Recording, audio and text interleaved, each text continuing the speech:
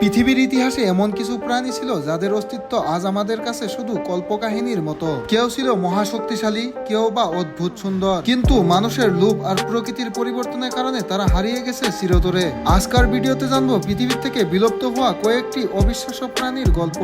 এটা হলো ডোডো, পৃথিবীর সব থেকে বিখ্যাত বিলুপ্ত পাখি। একসময় মরিশাস দ্বীপের জঙ্গলে অবাধে বিচরণ করত এই বড় আকৃতির উড়তে অক্ষম পাখিটি। খাবার ছিল ফল আর বীজ, কিন্তু 1700 শতকে মানুষের অতিরিক্ত শিকার, নাবিকরা যখন মরিশাস দ্বীপপুঞ্জে আসে তখন তাদের সাথে কুকুর আর বিড়াল ছিল।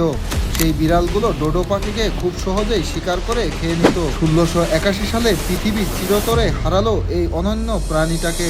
ডোডোর গল্প আজ আমাদেরকে মনে করিয়ে দেয় মানব লোভ প্রকৃতিকে কত সহজেই ধ্বংস করতে পারে।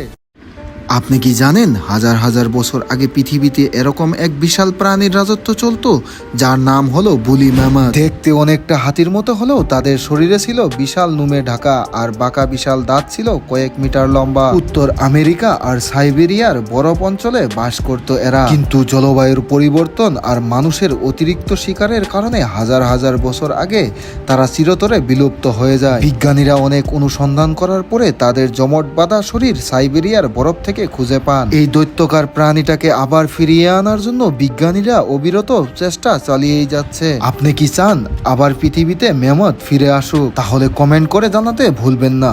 আজ এরকম একটি পাখির কথা আলোচনা করব যারা শত বছর আগে আমাদের পৃথিবীর থেকে বিলুপ্ত হয়ে গেছে।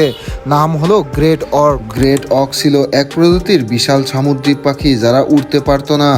দেখতে কিছুটা পেঙ্গুইনের মতো হলেও আসলে ছিল সম্পূর্ণ আলাদা প্রজাতি। উত্তর আটলান্টিকের আইল্যান্ড, গ্রিনল্যান্ড আর কানাডার উপকূলীয় অঞ্চলে এরা বসবাস করত।